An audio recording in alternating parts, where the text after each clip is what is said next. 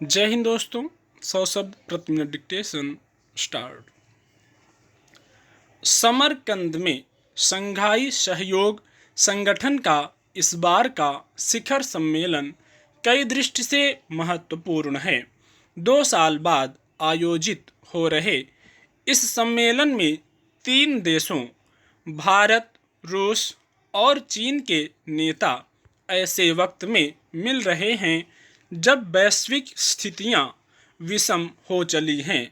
रूस और यूक्रेन के बीच छिड़े युद्ध ने पूरी दुनिया को चिंता में डाल दिया है।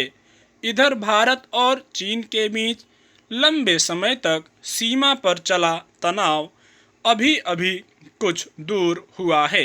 हालांकि यूक्रेन युद्ध को लेकर चीन ने कभी स्पष्ट रूप से कोई बयान नहीं दिया, पर भारत ने सदा से युद्ध के विरोध में अपनी राय प्रकट की है।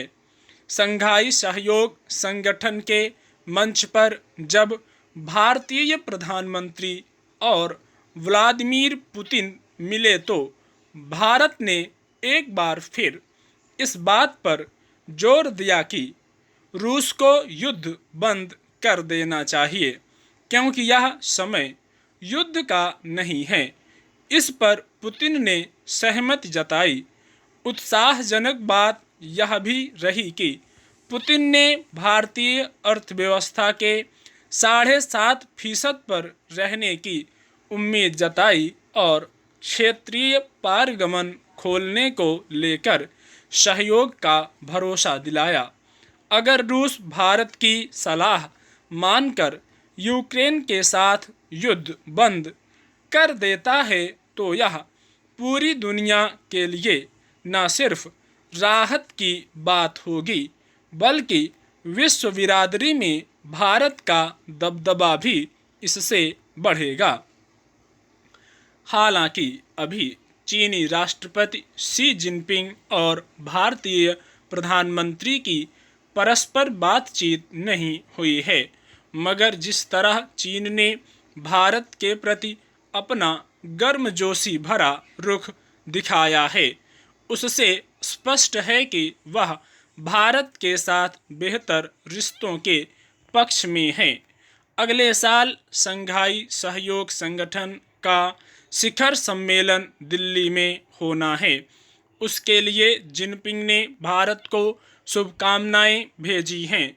फिर यह भी कि इस शिखर सम्मेलन के कुछ दिनों पहले ही चीन और भारत ने नियंत्रण रेखा के विवादित गश्ती बिंदु 15 से अपनी सेनाओं को वापस लौटाने और पूर्व स्थिति बहाल करने पर सहमति जताई। अब वहां शांति है।